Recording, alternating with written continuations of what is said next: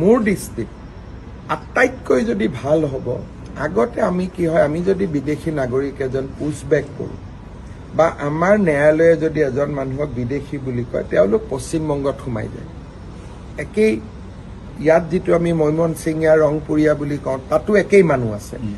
ইয়াৰ পৰা তেওঁলোক শ্লিপ হৈ পশ্চিমবংগত সোমাই যায় আৰু আমি তেওঁলোকক বিচাৰি নাপাওঁ। পশ্চিমবংগত বিজেপি চৰকাৰখন হোৱাৰ কাৰণে ভাৰত বাংলাদেশ ফেন্সিংটো এবাৰ কমপ্লিট হ'ব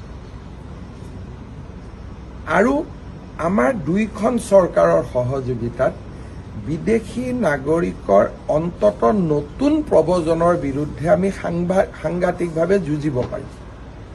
আৰু বেংগল চৰকাৰখন যোনেই নহওক কিয়, গোটেইখিনি বিধায়ক বা মন্ত্ৰী মোৰ লগত অত্যন্ত আপোন, যিখিনি বিজেপি ক'ব গ'লে তেওঁলোক ৩-৪টা ইলেকশ্যনত হাৰিছে, এইবাৰ জিকিছে। হাৰা জিকা সুখ দুখ মই সকলো সময়তে তেওঁলোকৰ লগত আছিলোঁ।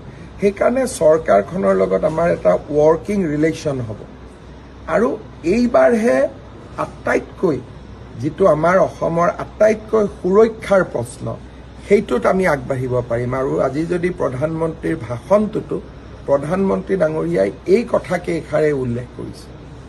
সেইকাৰণে মই ভাবোঁ যে পশ্চিমবংগৰ বিজয়, অসমৰ বিজয়টো যদি আমাৰ কাৰণে এটা cake, Paschimbanga icing in the cake, মানে উইদাউট ৱেষ্ট বেংগল আমি বহুত কাম কৰিব নোৱাৰোঁ। আজি নুমলীগড় শোধানাগাৰে পাইপলাইন এডাল আনিব লাগে উৰিষ্যাৰ পৰা নুমলীগড়লৈকে, বেংগলে পাৰ্মিশ্যন নিদিয়ে, পেলাই থৈ দিছে।